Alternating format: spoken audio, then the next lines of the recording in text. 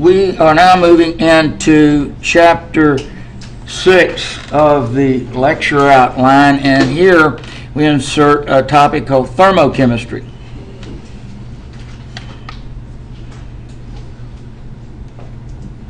Thermochemistry is a topic from thermodynamics. It deals with the first law of thermodynamics. Thermodynamics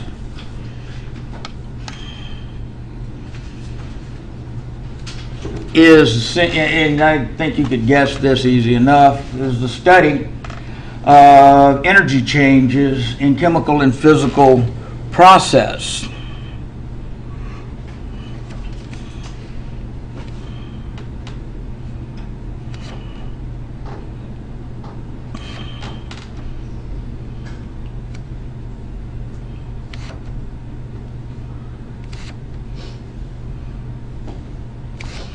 And the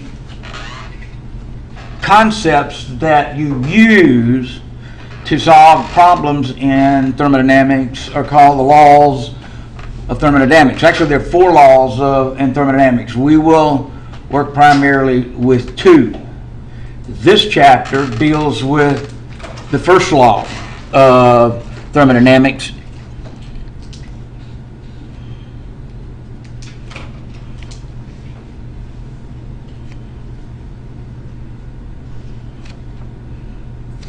which deals, of course, with, even if the thermodynamics says energy change, thermochemistry is the study of energy change.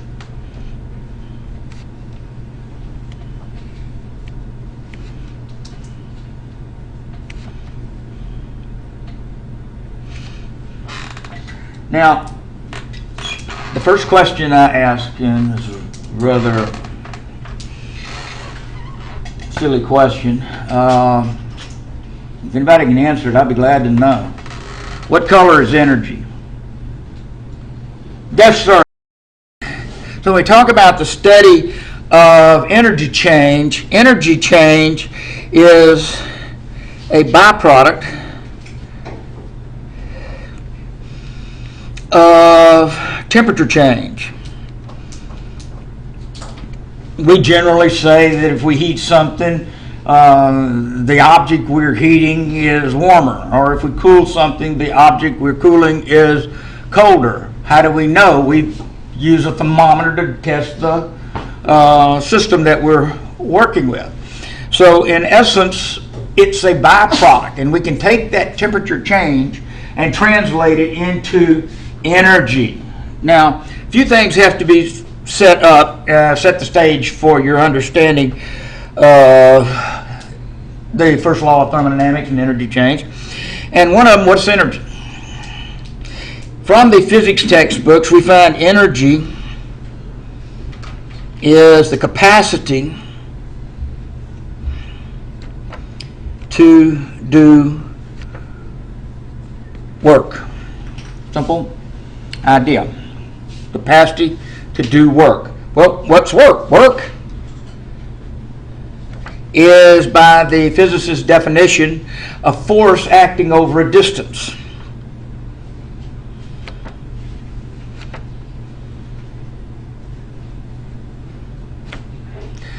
And if we apply to this definition the units that associate with each of these terms, force comes from Newton's second law, mass times acceleration, and we reinsert distance.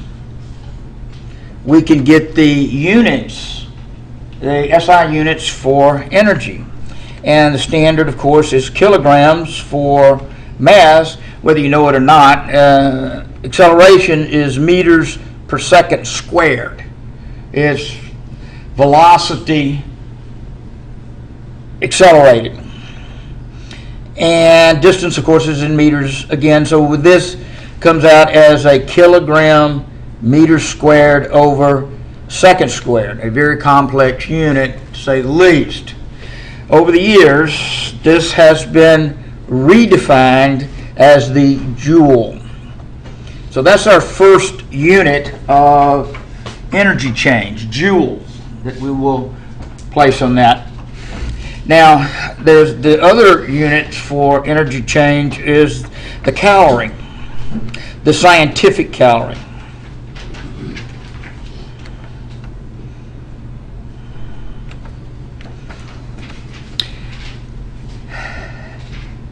A nutritional calorie is 1,000 of these. Okay, is a kilocalorie. So that's essentially the difference. For the scientific calorie, 1 calorie, little c, by definition, is the amount of heat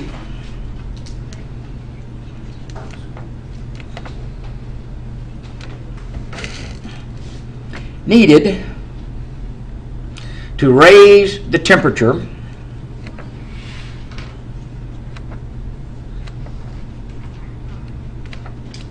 of 1 gram of pure water by 1 degree Celsius. Very straightforward definition. The relationship between calories and joules is our issue here.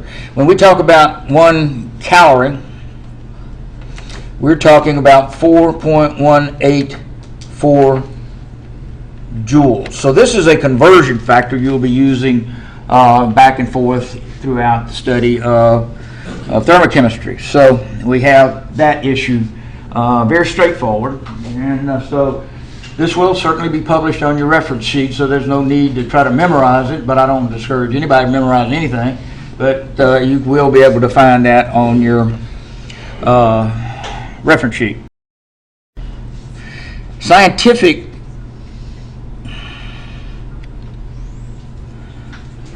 energy terms for the most: kinetic energy,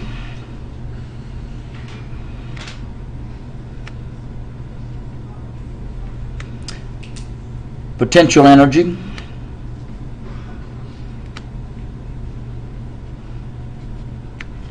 and there's one you may not have heard of, internal energy.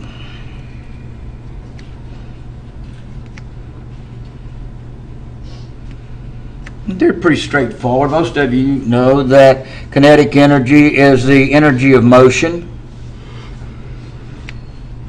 and potential energy is stored energy.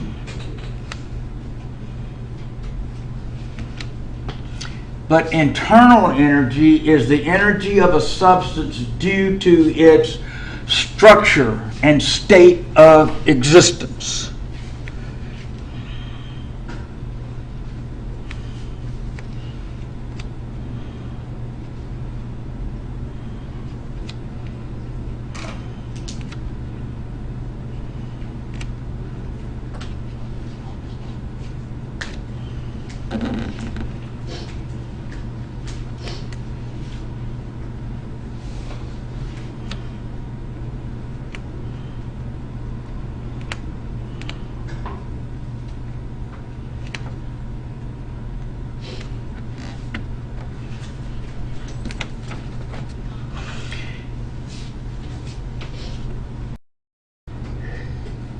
When we talk about the concept of internal energy, we have to talk about it in terms of heat flow. So internal energy, as we just mentioned, is the stored potential.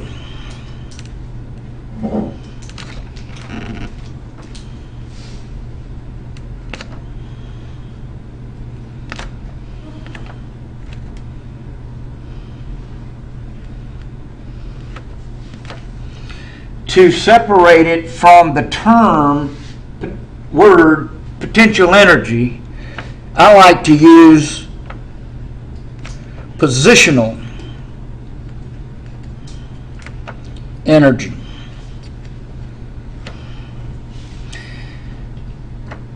Now, in understanding this, we talk about chemistry of structure and chemistry of state. Water, we know in a generic way, exists as a solid, a liquid, and as a gas.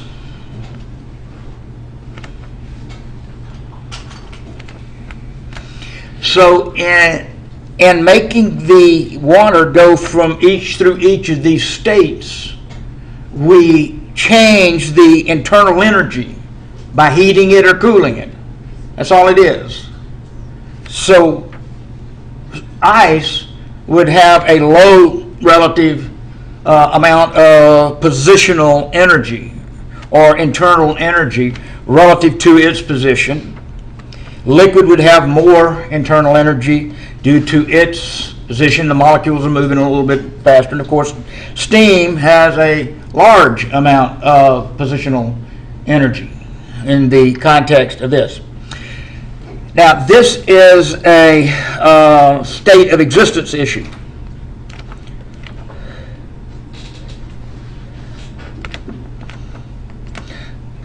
As we pointed out here, energy of a substance is due to its chemical structure and state of existence. So I've just given you an illustration of what I mean by state of existence. Ice, water, steam. Of course, you know many substances have melting points and can exist as solids, liquids, and gases, just depending on how much heat and energy is put in there. Well, what about the structure of these? Well, when we talk about a given molecule, water consists of oxygen bonded to hydrogen with a couple of two non-bonded pairs of electrons on them like that. It's got a bent angle. Well, there's a lot of energy situations here, and anytime a bond is formed, energy is liberated. So when hydrogen's hooked on to oxygen, it gave up so much energy, and this one so much equal amount of energy, and they arrange themselves in a three-dimensional geometry. Well, that's another energy change going from where they were to that structure.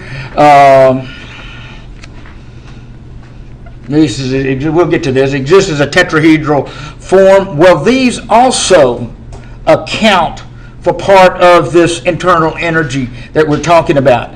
In this case, it is a structural energy change or structural energy content.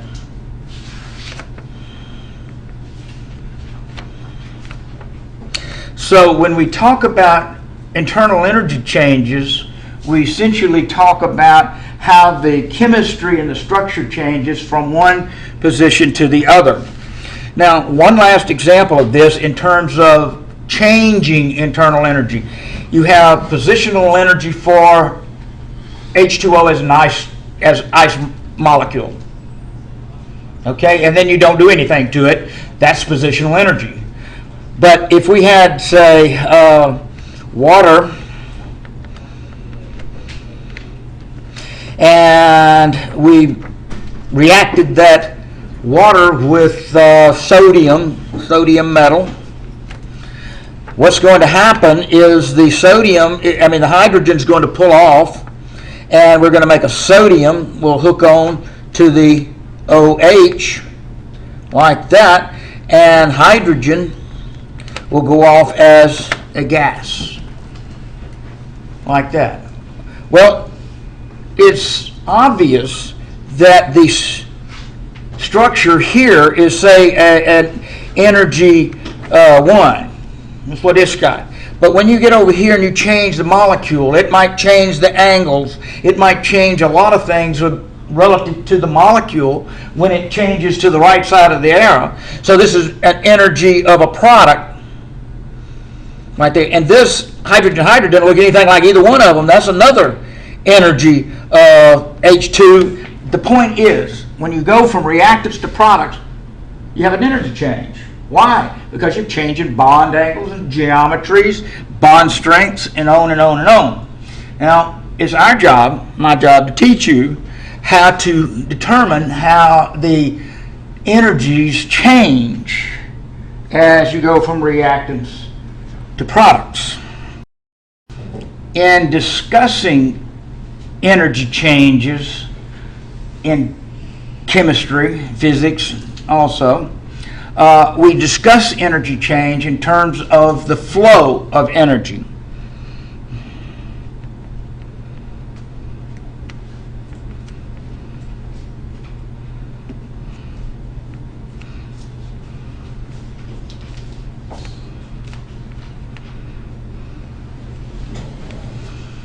Now that flow of energy is either going into the reaction system or object of interest, or energy is going away from it. And so we establish terms, the endothermic and exothermic things we mentioned before, in terms of how the system, as we look at it, undergoes change. So we use a T. Here we have on the left side the system, which is the object of interest.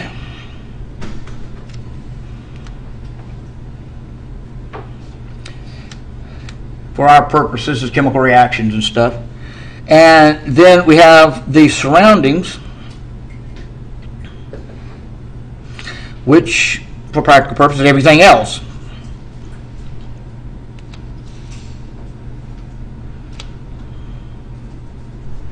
And we've seen some of this recently. If we use this circle right here representing reaction, energy is either going to flow from the reaction into the surroundings, or energy is going to flow from the surroundings into the reaction. And we know that if it leaves the reaction, it is referred to as exothermic change. Or if it leaves the surroundings and goes into the reaction system, is endothermic change.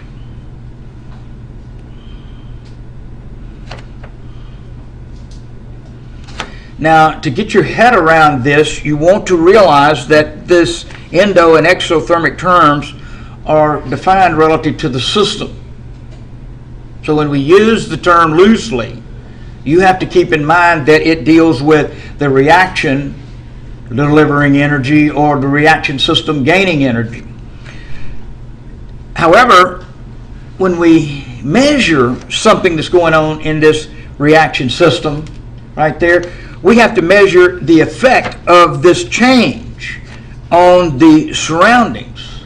So when you make a measurement,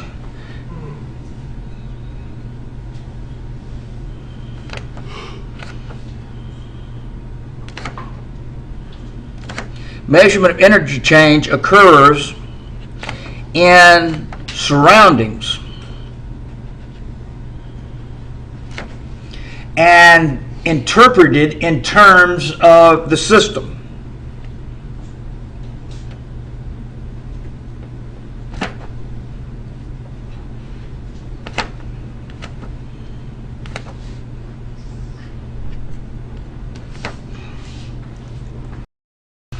Is take the magnesium solid and add it into a solution of hydrochloric acid, aqueous, to produce magnesium chloride. Well, it'll be an aqueous item, and you'll see hydrogen gas coming off.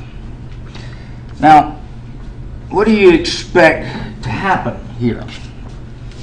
Now, what we're going to do is look at this temperature change of the reaction and decide whether or not this is an endothermic or exothermic reaction.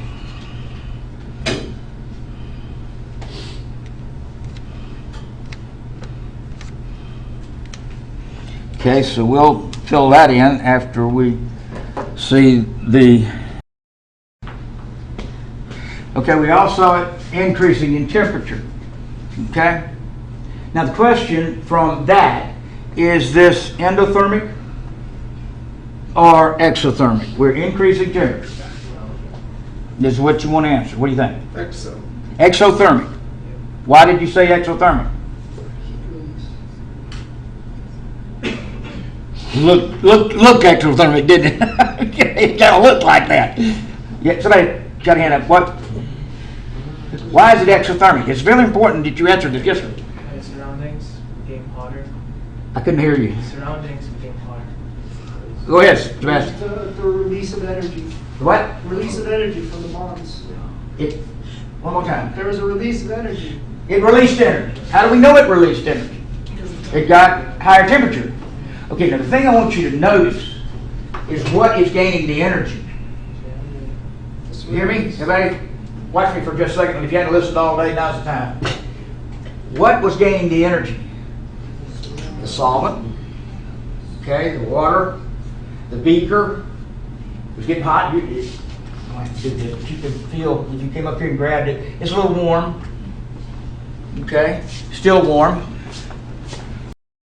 24, I'm just making numbers right here. 24.16, and we saw a rapid increase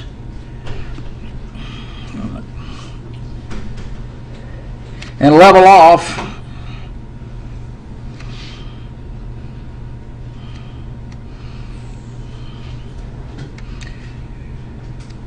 at 51.07 degrees C.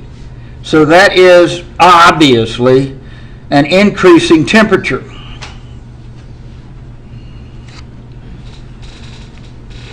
Now what I'm about to write is what I'm trying to get across to you in terms of the mental process of system surroundings. Increasing temperature of surroundings. That's what's measured here when you put the thermocouple into the liquid. So we saw the temperature go up in our surroundings.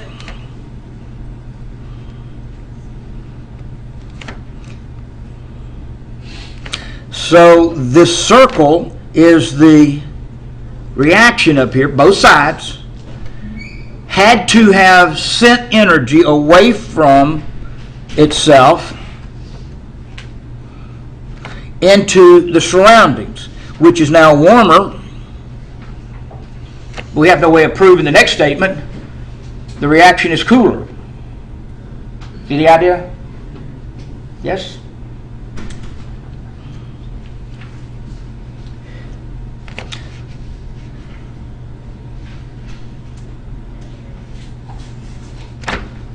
Warmer surroundings. In all science, it doesn't matter. We just did a simple example.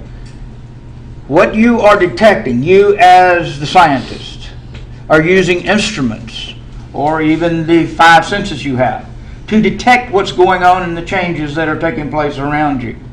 You're part of the surroundings. So you take what you've experienced, hot, cold, light, dark, whatever, and say, oh, this star is doing this, or that reaction is doing that, to understand the idea of energy flow. You correctly identified it as an exothermic reaction, but in the context of measurement, we had to interpret what was happening in the surroundings because we had the thermometer, the thermocouple solution, the beaker, the water, solvent all around is part of the surroundings, and we measure the effect of the reaction on the surroundings and make an interpretation of what the reaction is doing. It is, in this case, sending energy over here and is classified as exothermic reaction. See the idea? Okay, it's very important that you have this perception. Most of you probably already have this, and I'm boring you to death. But it is important that I present this that way so that you will understand what we mean by energy flow and interpretation of endothermic and exothermic process. So now that brings us in our outline right down to here, identifying endothermic, exothermic in terms of system and surroundings. Now we need to look at how we measure and use numerical issues to determine heats of reaction and so forth.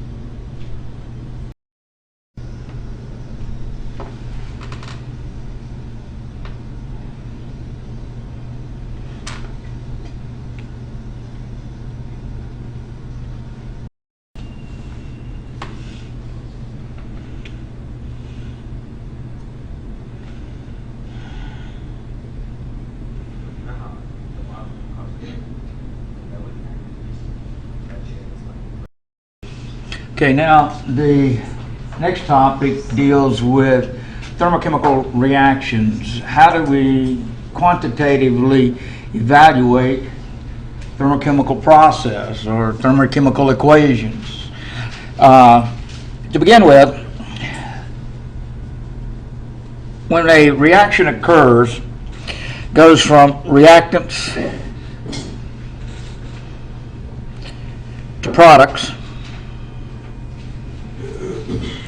we have what is essentially known as an energy change. All of them will have a change in energy.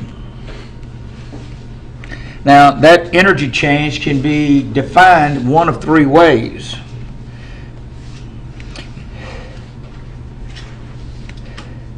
As we've just said, endothermic, exothermic, which I've emphasized, but one I haven't mentioned very much is isothermic.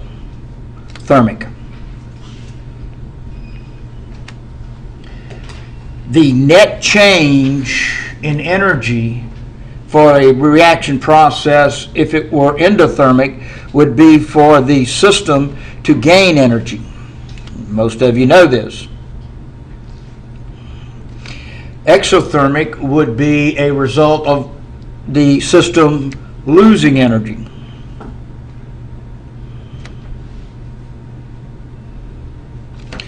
But isothermic is a term we apply to the energy change equals zero. Now, this doesn't mean that the process doesn't do anything. Some processes go through a number of energy change, a number of steps to get to the final product. First step might be exothermic, the second step might be endothermic, and the third step exo, and then endo, back and forth. And so you'd have several energy changes, but when you took the changes and add them up, it comes out zero. So the products wind up at a internal energy level equal to the reactants, even though it goes through a number of changes. Now, in describing this mathematically, we have an energy. What we'll say here is that this is increasing energy going obviously uphill in here. When we talk about a thermochemical reaction, we talk about it changing from the reactants to products right here. For an endothermic reaction, we'd find reactants might be here. That's the energy of the reaction. This is a positional energy.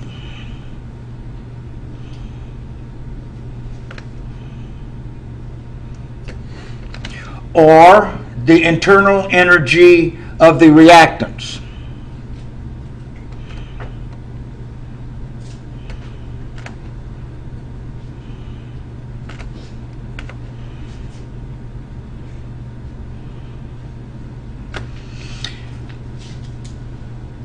the chemistry is allowed to proceed to products, and if it's an endothermic reaction, we find that the products are here above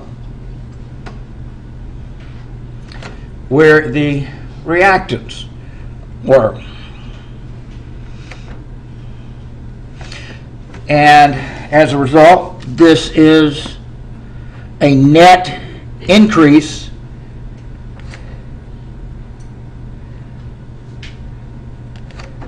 in internal energy.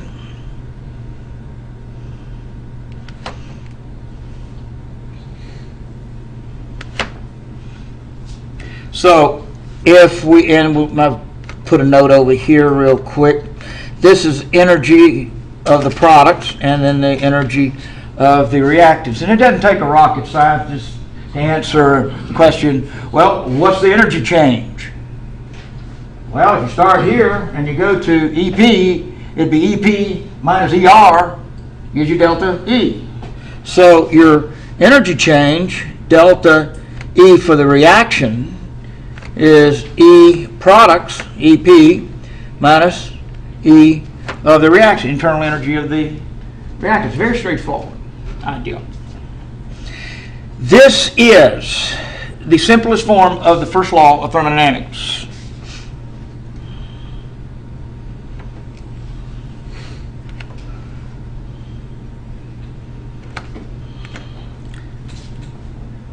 Have a number for the beginning, have a number for the end, take the difference, and you have the energy change.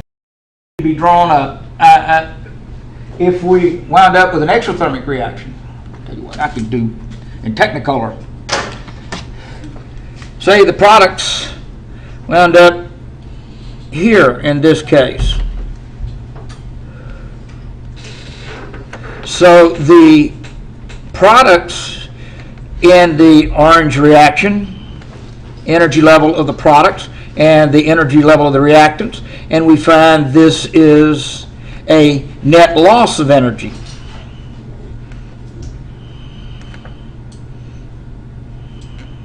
Just to fill in the blank, to make it more readable. Now we need some numbers. We need the numbers that start and numbers that finish, and take the difference, and we'll have the heat of reaction. That's what we're going to do to open and closed reaction systems in thermodynamics.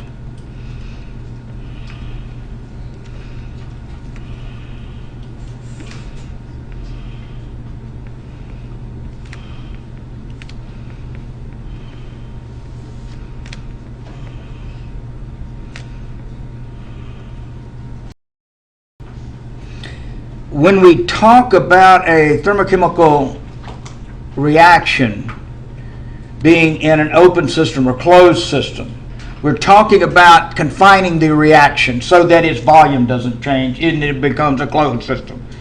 Now, the first law of thermodynamics we can write is a delta E is E products minus E reactants, and you get your change in energy, positional, what we just showed you. The equation can be related and shown to be another form. It's Q plus W, where Q is the absolute change in internal energy.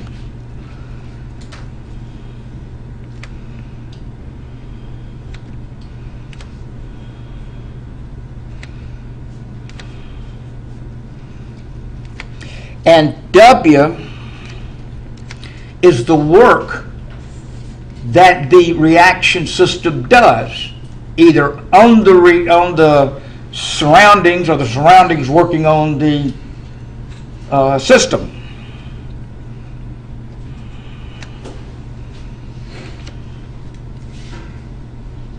In thermodynamics, both of these are energy numbers.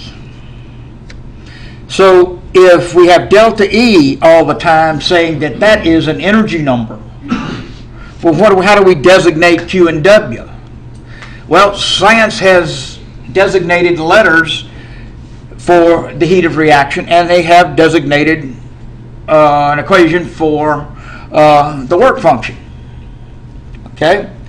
So we find that the total change in internal energy, and we'll make it an I, internal energy, is equal to Q plus W.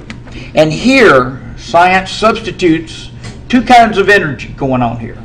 One is the internal energy change, and we call that a delta H of reaction. And work over here is designated P delta V, but I'm going to give you 2.5 delta VM. Right there. Both of these are energies. This is the work energy. This is the internal energy change. So we can't use E anymore. That's the point. It's not the calculation, not the equation. It's the fact that we have two separate things going on for a chemical reaction. You have the reaction energy change, the positional energy of the products minus the positional energy of the reactants, right there. But in doing so, that reaction might expand and it might compress. And in doing so, it is giving off energy or absorbing energy. So we want to look at this point right here. If delta V, changing energy for a molar volume of a reaction, does not equal 0, that is the condition for an open system. And in calculating your energy, your total delta E for this, you have two calculations going on. One for delta E, one for delta H, and then one for change in volume as a result. So the issue is the change in total energy for an open system. When I work through a problem, you'll understand this clearly. It's really easier than I'm making it sound. Is the heat of reaction plus the work of the reaction. You have two independent, separate calculations, then you add them together algebraically, and you get the internal energy. That's an open system. If, on the other hand, when you run the reaction, delta Vm reaction equals 0, then we call this a closed system. Now, the unique thing about the closed system is delta V equals 0. See that, where I'm marking it?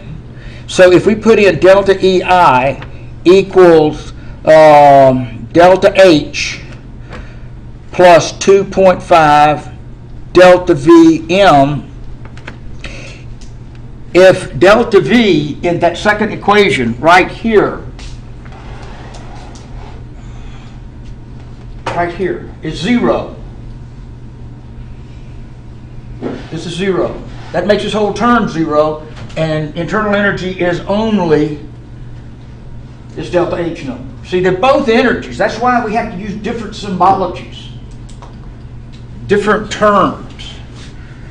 This is a heat of reaction. If we had numbers, heat of positional energy of the product and positional energy of the reactant, take the difference, and that would be that number. And I will show you how to get it. It's really easy. Over here, delta V goes to 0, so the only thing you have to identify a closed system is to determine if the reaction is delta V equals 0. How do you do that? Well, that's not as hard as I'm probably making it. Here is a thermochemical reaction that's taking place. We're going from reactants to products, here to products. And I should have a negative in there.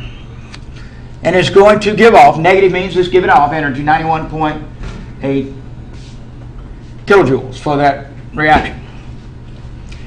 How do I know if this is an open system and I need to calculate the work function or not? If delta V equals 0, then I don't have to worry about the delta V.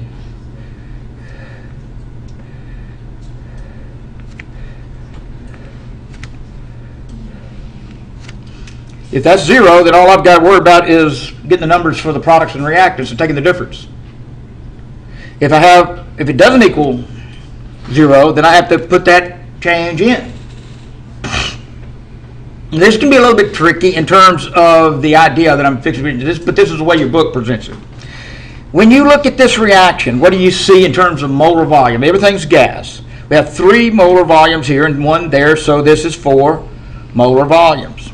When the reaction is completed, how many molar volumes do you have? Well, you only have one item, 2, so that's 2 molar volumes. So going from the reactant side,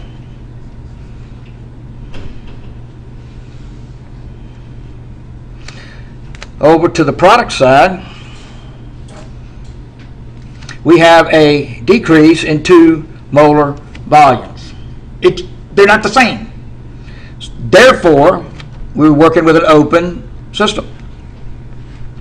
And in this case, you would have to calculate the work function. Well, this number is your delta H number. See, I wrote delta H reaction right here. So I want you to calculate the total internal energy change for this reaction. So, well, okay, delta EI is equal to delta H of the reaction, which will be that number tacked onto the end down here, plus your work. This is an open system. We got to make a calculation. Well, delta H of the reaction, this little 0 that I put up here, that's called standard thermodynamic conditions. 25 degrees C and 1 atmosphere. There are standards, remember, in gas laws, 0 degrees, 1 atmosphere. Well, thermodynamics has their own little set of temperature, pressure laws also, and it's 25 and 1 atmosphere. So when I write the little circle, that's what that means. The heat of this reaction is given to be a minus 91.8 kilojoules. So that number goes right there.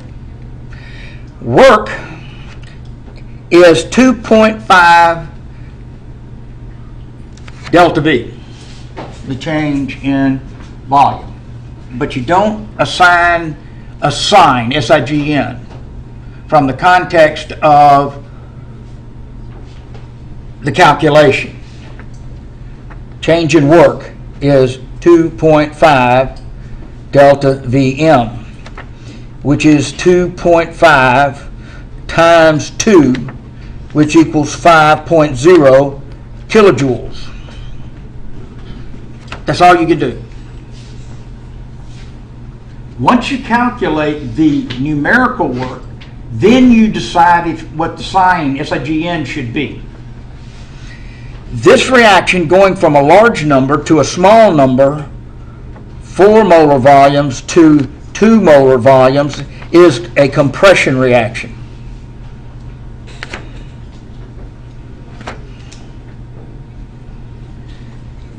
If you took a balloon full of pressure 1, watch me now, don't write, but watch for a second. If you took a balloon here with pressure 1 and volume 1, and you had the magical ability to squeeze that balloon down to a smaller volume, you'd have pressure 2, Boyle's law thing. Would the pressure be higher over here? Absolutely. You know that. Okay? Why is it higher when you squeeze the balloon down? The molecules are bumping on the walls a lot harder. Right? Does that make sense? Okay.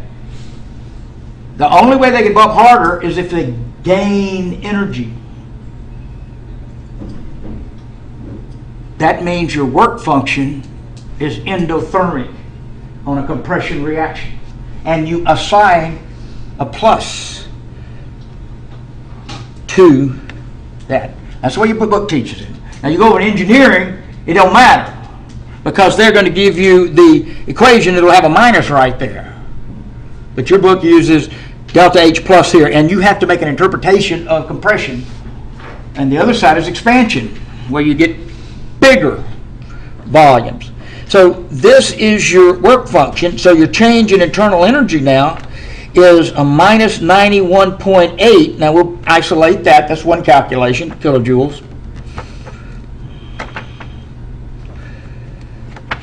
Plus a plus 5.0 kilojoules from your interpretation, and 2.5 times the change. So it's really an absolute, and then you stick in a sign. And so your internal energy, 86.8 kilojoules in that. Now I gave you the energy number for this reaction. What do I do with it? Yeah, right over here is 91.8. There's a way to calculate that, and I'll show you in a few minutes. How do you get that number? But in this one, you have 91.8 kilojoules. And you look at it, and a change in volume, molar volumes occurred, so you have to apply a second term in the thermodynamic delta E to achieve the internal energy change. Now, hopefully you're seeing why we're using things like delta H's and delta W's, work functions, to, instead of all delta E's. They're not all delta E's, because they represent different circumstances in each of the changes. And you're about to get into some maybe confusing issues. We'll talk about evaporation of water, heat of vaporization, or freezing, heat of fusion. And it just relates to what's going on relative to a change in energy. And so you'll see a lot of delta H's represented by some subscript that defines the process that you're going on. But they all are start, finish, number subtracted from a number. They all do the same thing. You just have to recognize what you're working with. That's it. Look at this next. This reaction is the formation of hydrogen iodide from its basic elements in standard state, and is endothermic, C plus, to the tune of 26.36 kilojoules. Is this an open system or is it a closed system? If you look on the reactant side, you have 2 molar volumes, and if you look on the product side, 2 molar volumes, and if you calculate change in molar volumes is 2 minus 2 Vm, or 0. So that type of reaction, many of them exist, is a closed system, which means delta V equals 0. Always ask that on the quiz now. How do you know that something is a closed system? Well, delta V of the reaction is 0. It doesn't expand or compress.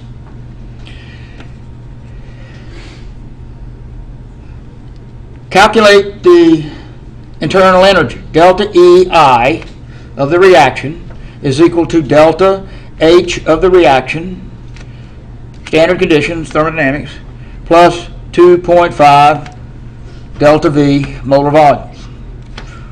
Well, we already show molar volumes is 0, so this term will go to 0.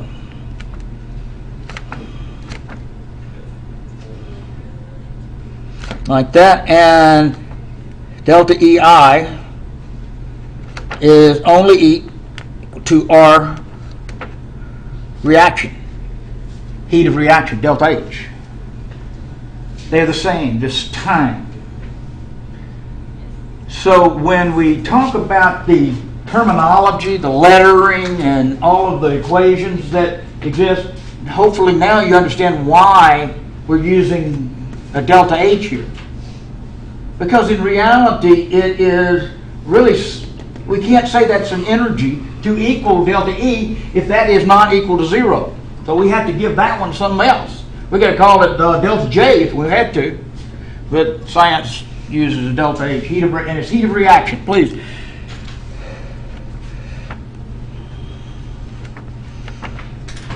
And you'll see quite often people will use the lowercase q to designate that Q plus work, like that.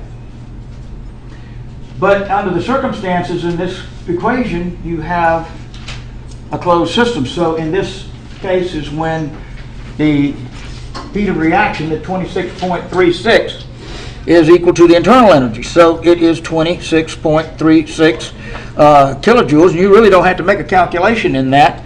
If you want to put a plus in there, be my guest, it doesn't matter, to indicate endothermic. Is only one of three cases, one of three, where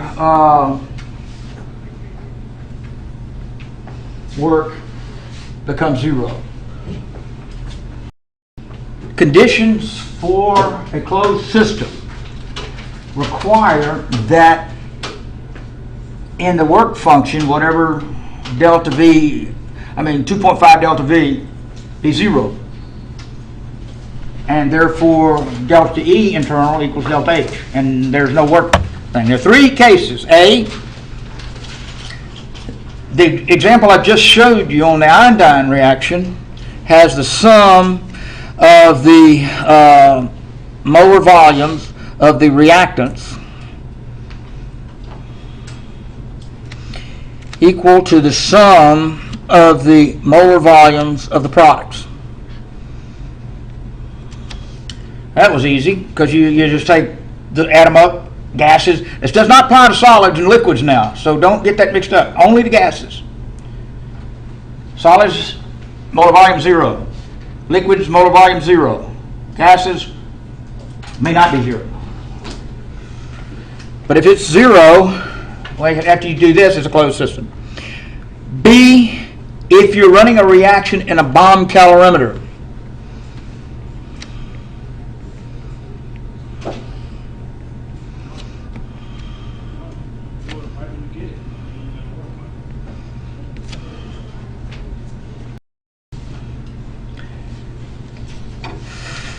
this is a diagram of a bomb calorimeter. And here you have a steel jacketed chamber, and inside is flooded with O2, if you can see that. And you have a little stage down here where you put your compound. And so all of the reactions that go on in here are oxidation reactions. A compound plus O2 gives products, okay? Real simple, straight. And some of the reactions are really weird, but you put a substance, it reacts with water, and they run an electrical current through to ignite the reaction to start it. All will be exothermic in this. However, the energy goes out of the steel jacket into this water and warms the water, since it's exothermic. And you read the temperature change on that thermometer. It'll go up every time because it's exothermic. Okay? So the fact that the temperature change goes up indicates that, yeah, a reaction took place. But what makes this a closed system is the jacket. The reaction takes place and doesn't expand or compress, regardless of what the reactants and product. It's then a closed, jacketed bomb calorimeter, manufactured for the specific purpose of running those oxidation reactions and determining how much energy would come out. And then they can take those reactions and determine energies for millions of reactions. And that's another story. When you receive your bomb calorimeter, it will come with what we call a calorimeter constant.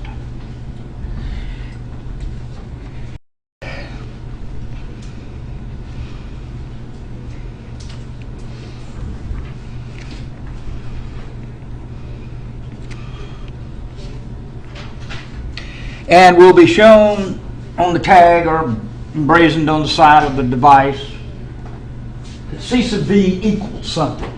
That's your calorimeter constant. And here, as an example, let's say for the calorimeter we have, is 210 kilojoules per degree C. This is something in a problem that I have to give you. You can't work a closed system problem in a bomb calorimeter unless I do. You have to know what the system's going to do. The only other variable that you have to worry about is temperature change. You measure delta T and apply to the equation Q, which is heat of reaction, delta H of reaction is equal to Q times C sub V. Oops, delta T times C sub V. Senior moment. So the only thing you have to be given in a problem on bomb calorimetry is the delta T number, because this is going to be given to you to begin with. And if it's 210 and we observe a 10 degree change, say you observe a delta T equal 10 degrees Celsius change, then the heat of reaction, which is delta H of reaction, that's the first term in that thermodynamic equation, is equal to C sub V delta T, which is 210 given kilojoules for whatever substance you're given, times the temperature change of 10 degrees C, kilojoules per degree C. And so that overall would be 2100 kilojoules change. So that's your delta H. Very simple, straightforward. It's not a complicated issue. You're given the C sub V, and I got to give you a delta T in the problem. Multiply them together, and you get kilojoules. All right. Now here's the curveball right here. It may not be a mole. Say you're given a gram of carbon, 1 gram of carbon. You put into your bomb calorimeter. When numbers of heat of reaction like this are published, they're published as heat of reaction in terms of kilojoules per mole. That's normalizing.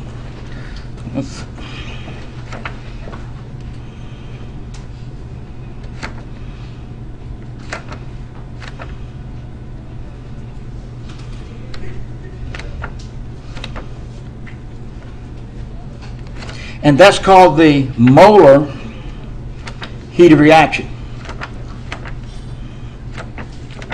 Delta H, man, some people have just put a delta HM down at molar heat of reaction. Well, all we have to do is take the grams, convert it to moles, and whatever we get, divide it into the number up here, and we'll have the molar heat of reaction. I'm making up the numbers. This may not be exactly right, but anyway, for carbon moles, if we're given 1 gram, we divide by formula weight, 12 grams per mole.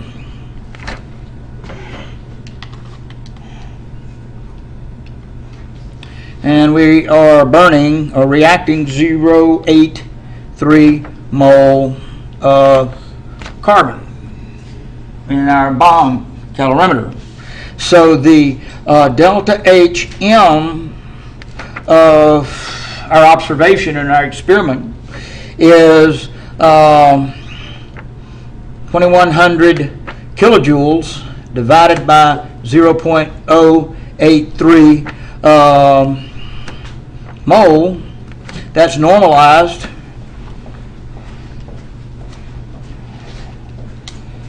And so we have 25,200 kilojoules per mole. On this, we'll come up here. Closed systems,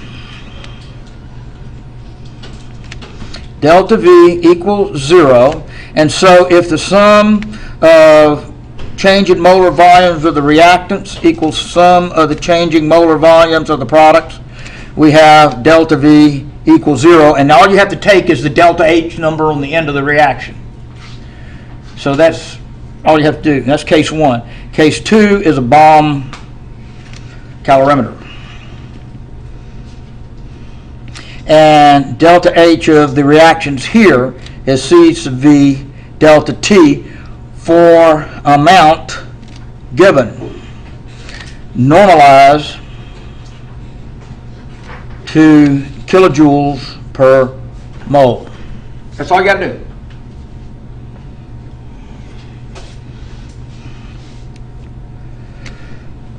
The last closed system reaction is the solution phase reactions.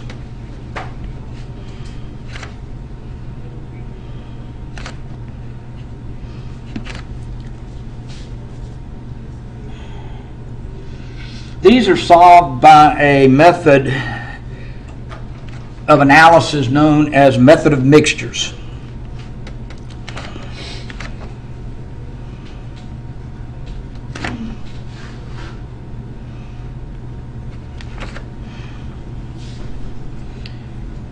We assume the solvent of around the reaction doesn't expand and compress, so the volume change in the reaction is 0.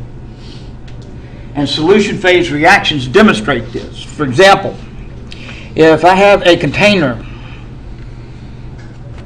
and I add into this container 100 milliliters of 3 molar HCl, and I put in also 100 milliliters of 3 molar sodium hydroxide, we're going to wind up with 200 milliliters of solution.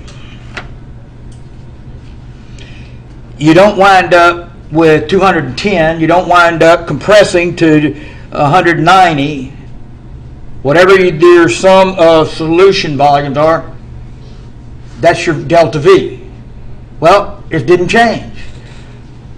100 mils minus 100 mils, 0. So anything going on in a liquid is 0. And so it is a closed system. In here, we have a reaction taking place. HCl, NaOH, produces change of energy when it makes its products. And the way we measure this is we put a thermometer or thermocouple in here, and we measure the temperature before, measure the temperature after, and then apply, just like the bomb calorimeter, to an equation that will tell us how much heat is transferred. Delta T times some numbers. The equations that are used for this are a little more involved because a number of things are going on. To understand this, I have to present to you what is known as the heating curve trend and calculations. So our next topic in thermo is the heating. Okay, this is what we're going to do. We've got the heating curve. This is the heating curve before applying all the concepts to it. On the one axis is temperature change, and on this axis is adding and subtracting energy. Your calculation, the total amount of enthalpy, is a closed system, so it's delta H and delta E at the same time, for going from 10 grams of ice, at a minus 10 degrees C, put that in there, to steam at 110 degrees C. So we're going from a minus 10 degrees C up here to 110 degrees C in steam. Now what you're looking at is a trend in energy changes that occurs as the substance changes states. Before we can calculate the energy for melting, we have to heat it from where it is, minus 10 up to the melting point. And you know the melting point of ice is 0 degrees C. So from minus 10 to 0 degrees C, it's a solid. But when you get to this point where it is the melting point, notice how the temperature doesn't change. That's when you have two phases in contact, solid and a liquid in contact. That's melting. Is taking place. Once all of the substance has transitioned into the liquid phase, then you can start observing temperature change again. So when we completely melt all of the ice, then temperature will start changing from 0 degrees up to 100 degrees, where we'll start boiling. So here is the liquid, and this is just simply heating the water right here. Once you have all of the water at boiling point, it begins to transition into the gas phase. And again, you have two phases in contact. You have a liquid in contact with a gas. Anywhere is flat in there. It takes quite a bit more energy to vaporize something than to just melt it. And then once we have evaporated all of the water, all of the gas, it will not change temperature until everything's changed. I'm going to give you an example here I think you can relate to. And at that point, it heats on up to 110. I could go to anywhere I want, but that's where I stop in a problem. If you had a glass of ice water, hypothetically, you'd have all these ice cubes in here, and you dropped it in tap water, say, at 25 degrees room temperature, and you stir the ice. What do you expect it to do? It's going to get cold, yes? Isn't that right? It gets colder. Does it keep getting cold down to the point of everything freezing when you stir your... No, it levels off and stops. As long as there's ice, two phases in contact, like the ice in the water, it will go down to a certain temperature, 0 degrees it has to, and level off until all ice melts. And then when all ice melts, it could go ahead and change temperature again. Well, the same thing in here. Anytime you have two phases in contact, ain't no temperature change. That's the important concept. But if it's a pure condensed phase, as a book calls it, you have a temperature change. And that's very important that you note which sections, and you can read temperature changes in the problems that you'll get. If the substance section, you have 5 sections in here, to calculate the energy, total energy, you have to calculate the energy in the first section right here, and then add it to the energy involved here, and then the third section, fourth section, 5 sections. So your total delta H for this will be delta H for warming the solid plus delta H for the solid liquid interface. Then you'll have a delta H for the liquid warming. Then you'll have a delta H for the liquid gas evaporation. And then you'll have a delta H for the gas warming up to 110 degrees. So each one of those little plateaus and curves has its own number that goes with it. Well, it turns out that there are only 2 equations you have to worry with. The temperature's changing or it's not. Yes? Temperature change or not. Temperature change, temperature change, temperature change. Or not. If it's not changing, you calculate, and they use a Q, sometimes you'll see that, delta H is equal to M times delta H of transition, standard heat right there. So this is a transition energy, a standard transition energy. And that has to be given to you. It is something like 80 calories per gram. Okay, to melt 1 gram of ice, it takes 80 calories. If you had 10 grams of ice, it'd take 800 calories. That's what we call a heat of fusion. And it's a transition. So in here, working in these flat ranges here and right here, the heat of fusion, delta HF, is melting. is going to be 80 calories per gram. And in our problem, we're going to have 10 grams, so this would be 800 calories right there. Okay, so that's equation 1. Now, in the regions that have temperature changes, the equation's got a temperature change, MC delta T.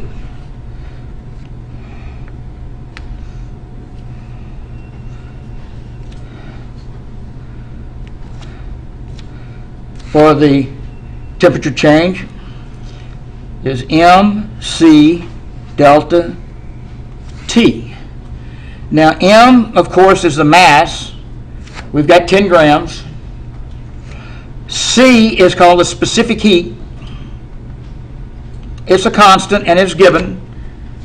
Calories per gram degree Celsius. It takes so many calories to raise the temperature of that substance 1 degree, just like the idea of calorie in water, standard water. For water, if this is what we're talking about, is 1. And of course, this is the measured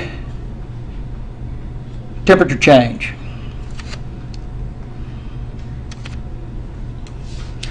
So in this calculation right here, delta HS is a temperature change. So I have to use this equation.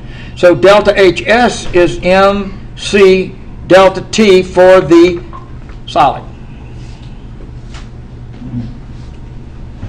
But the solid-liquid interface is flat. And we use this equation. So that would be mass that I'm trying to melt times the delta H constant fusion that's going to be given to you. That's 80 calories per gram. The one for heat of vaporization up here, delta HV, is 540 calories per gram. I do it in calories because it's a little simpler numbers. You can do it in joules too. Now, after the delta H melting, we go into warming the water. That's going to have its own MC delta T for the water. Right here. Then we're going to, let's see, we're here. We've got the water warmed up to the boiling point. Now notice another flat plateau. So we use the M delta H. This time it's heat of vaporization. Mass times delta H of vaporization. We write that number down when we calculate it. And then finally, we have another MC delta T up here for the gas. So you have 5 individual calculations we have to look at. And I'm going to bring this on up here. And we'll go through this. Okay, so delta HS is a temperature change, so it's an MC delta T. Now we have 10 grams given. The specific heat, it'll be given to you, but it's 0.50 calories per gram degree C. That'll be tagged into the question. And we raise the temperature 10 degrees. We were at minus 10, we go to 0. So the absolute, you don't use negatives and positives here. The absolute energy change is 10 degrees C. So that will give us 50 calories. And so we're through with the first region. Now we're at melting, solid liquid. That's delta H, solid liquid, and that's melting. So it's a heat of fusion problem right there. And I have to give you the heat of fusion. And again, we have 10 grams. And it's 80 calories per gram. And so that is 800 calories. And we keep this up all the way through all 5. Delta H of warming the liquid is another temperature change region. And we have 10 grams, still trying to warm our 10 grams. Now, the specific heat of water is 1 calorie per gram degree Celsius, and that's a given. Specific heat's given. And the temperature is 100 degrees to get it up to boiling point. Okay, so that's 1,000.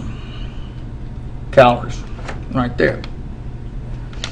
Then, once we get it there, we have to boil it off. That's a flat line again, so that'd be delta H of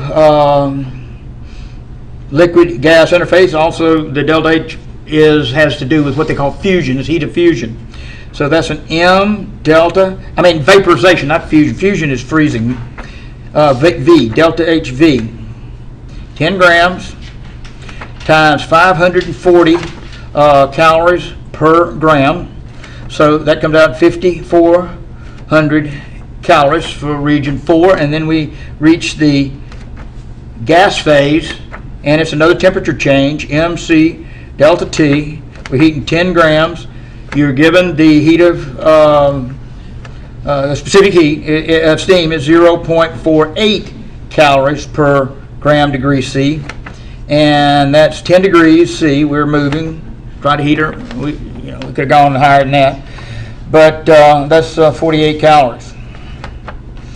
So the net change in the process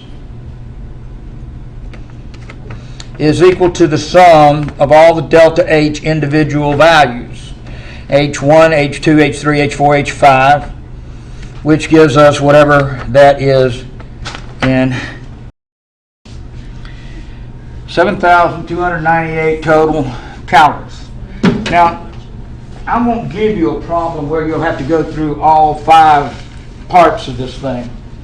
This is an illustration only, to show how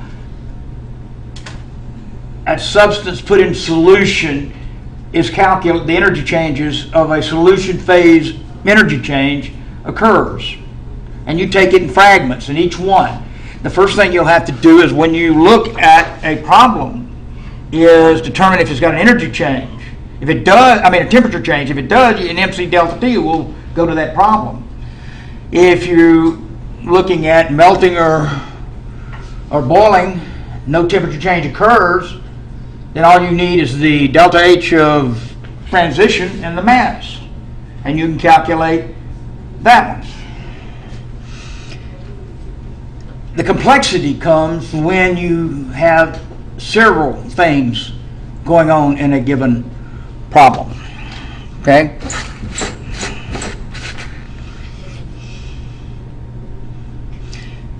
The topic we're in right now is referred to as calorimetry problems.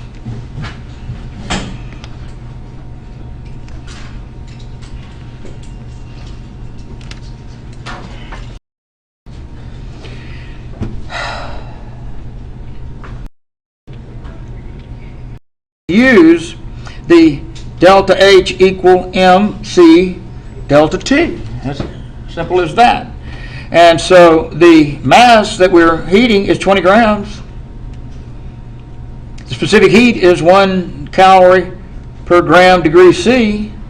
And the temperature change was from 10 to 80, or 80 minus 10, just to emphasize the Isn't water 18? present.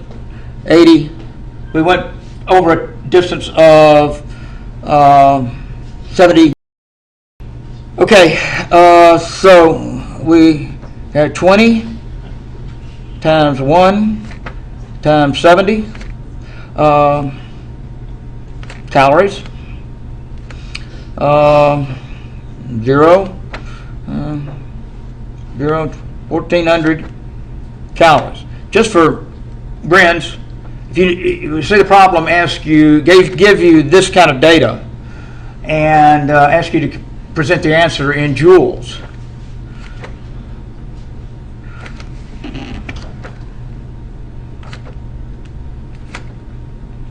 You look up 1 calorie is 4.184 joules, and you multiply them together.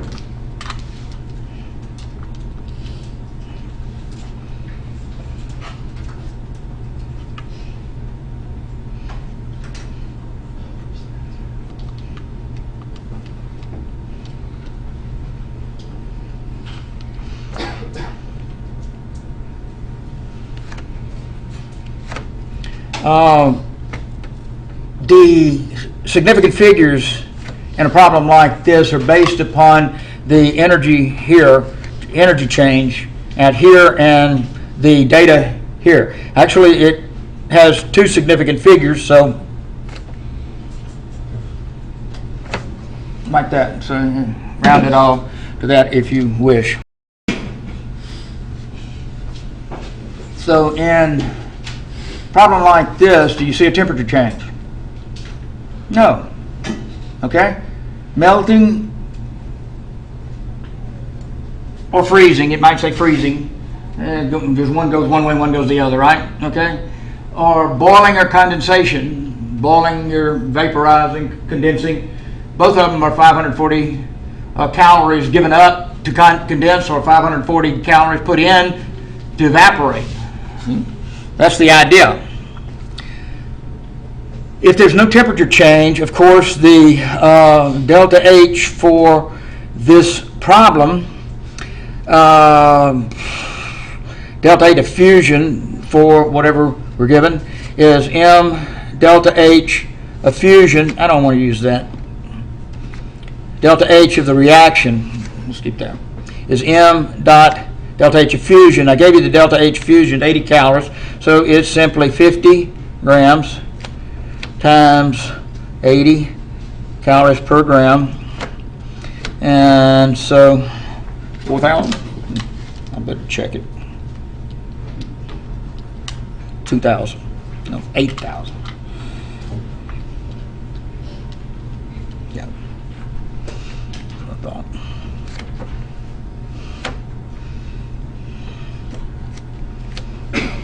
And that's all it is to it, if you're given that individual scenario like this.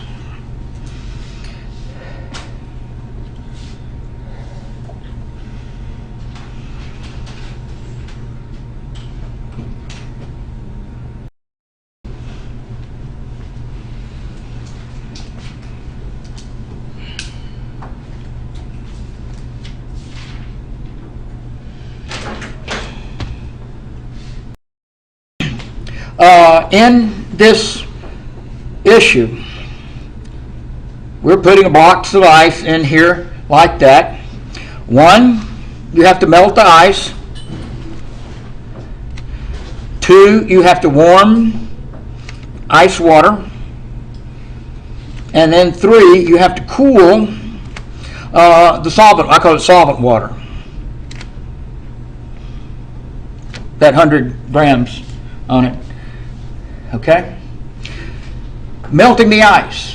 What kind of equation do we use for that? Does it have a temperature change in it? Does melting, it's the flat line. Look at this. This is melting. So when two phases are in contact, no temperature change. Here's a evaporation thing. Two phases in contact, no temperature change. So we'll use the M delta H equation. So we want whatever that heat change is M dot delta H of the fusion, because that's a melting thing. Okay, 80 calories per gram. Okay, so I have to give you that. Delta H of fusion equals 80 calories per gram. I have to give you also the specific heat of water is 1 calorie per gram degree C. I have to give you that. Anything else, I'll put it in as we go through. Okay, so one calculation is the melting of the ice.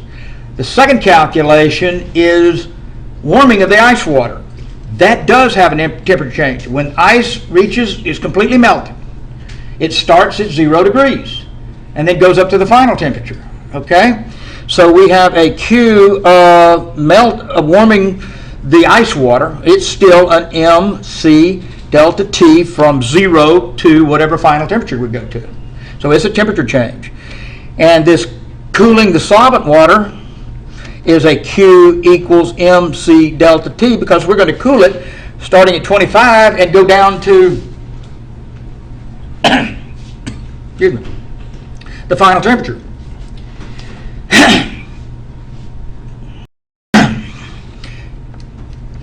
Your total energy change is equal to the sum of all your individual energy changes, and that's going to equal 0 by the law of conservation of energy.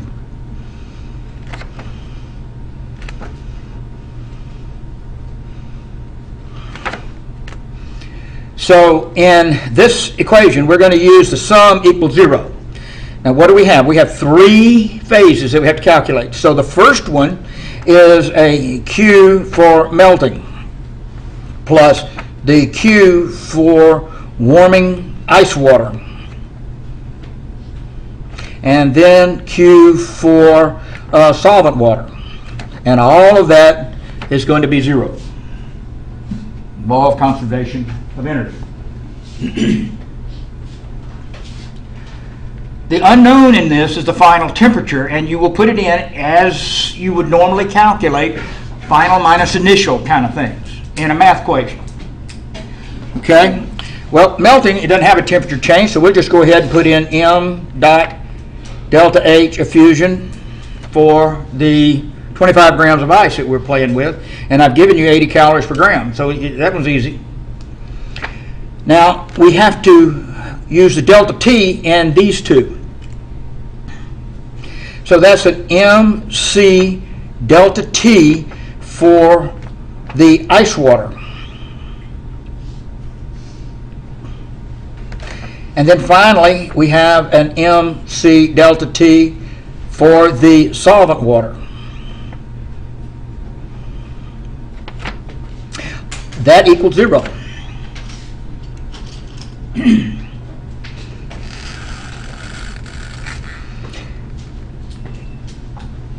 Expanding the delta T's is a point of issue here in the lecture.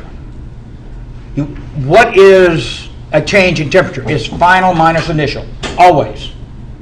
You don't worry whether you're warming or cooling. You hear me? It doesn't matter if you're warming or cooling. It's final minus initial. Okay, so we know that m dot delta H effusion is one of them. And then this one is MC delta T is T final minus T initial. Where'd you start? Same way with the other one. Plus MC T final minus T initial. Where did the solvent water start? 25 degrees. Where did the ice water start? 0 degrees. The only one you don't know is this one. Okay? So now we put in some numbers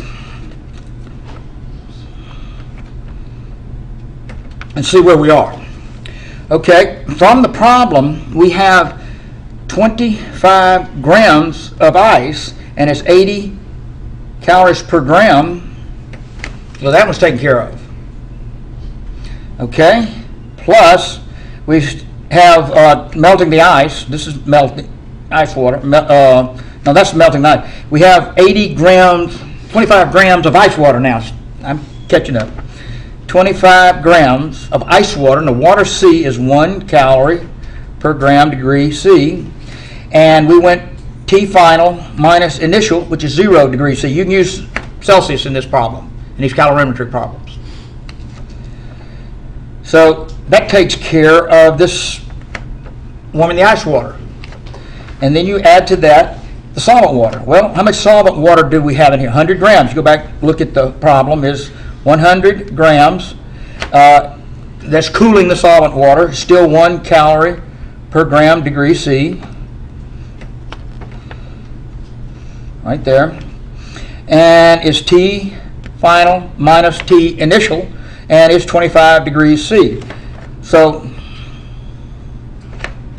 that is the third one, and equals 0. Okay?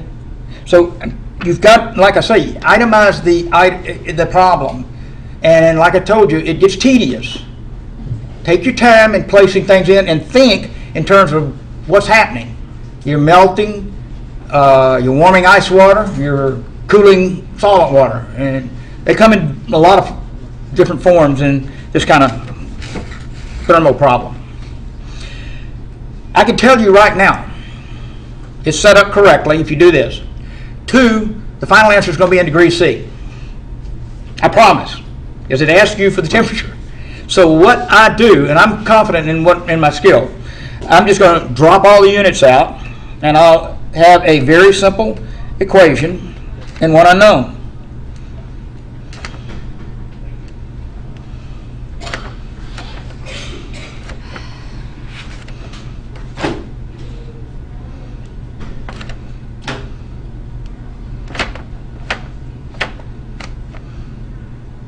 I bet you a Buffalo nickel y'all can get the TF from here. The biggest problem students have is getting used to, getting their head around the idea of warming, cooling, and who's doing what where. So,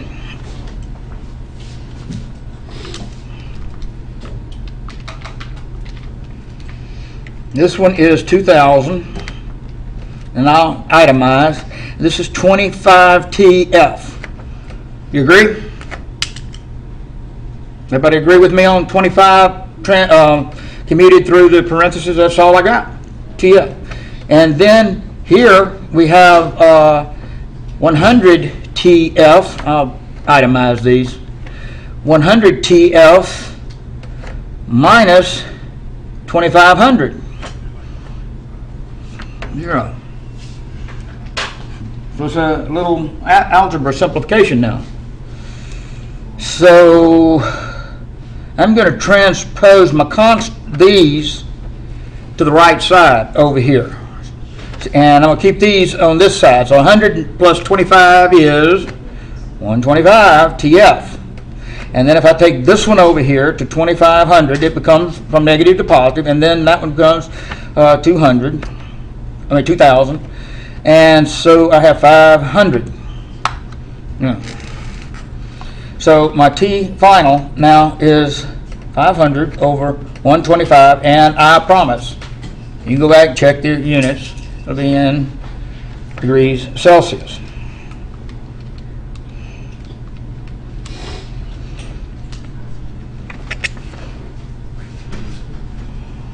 Degrees Celsius.